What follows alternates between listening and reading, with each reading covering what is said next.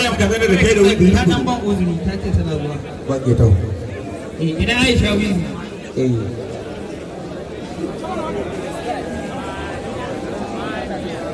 Suturar baka tara karya kai mai kallo bada hadari ne na ga mai maka magana. Assalamu alaikum warahmatullahi. Da farko na yi farin cikin zuwa cikin gida a wannan lokacin, duk da dai ni ba bakon wannan gidan bane, amma dai yau na ga gidan ya mun daban, ni ma kuma na zo daban dama.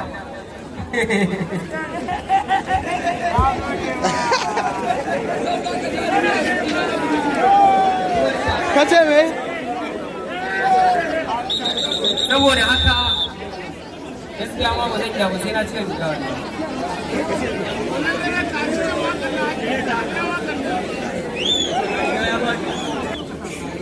To amma yanzu bari mu dan dana wani abu. Za mu dan yi gasa da ku kaɗan.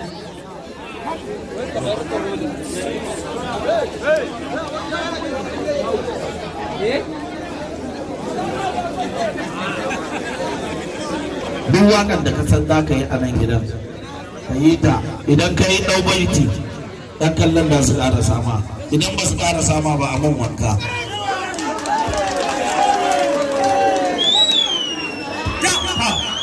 Lallai za ka sha wuta. Har da wani gefen kungiya da abin magana za ka sha wanka.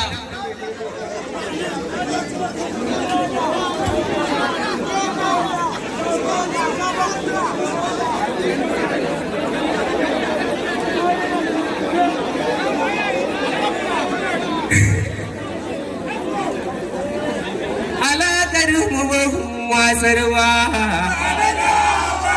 ko da shari na wai zo nan ba.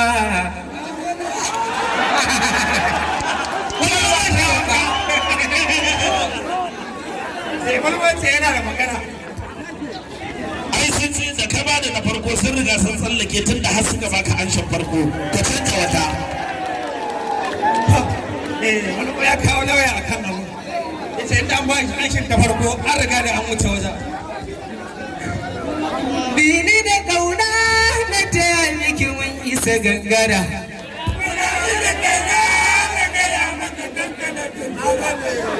Wanke da na soso karfe tara sani na shingida.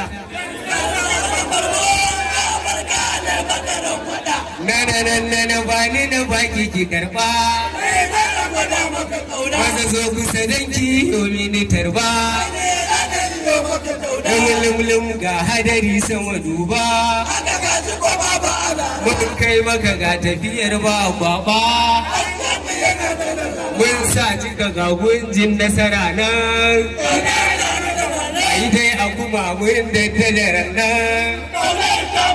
To ni dai gaba min da galata. Ga hannu sanya min da azurfata.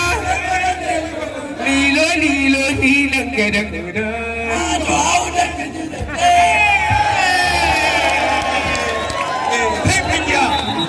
Kungiya yi bana. Kungiya ba ta da yawa, ba ta da yawa. Ga wata mata rai. Ba waɗannan suna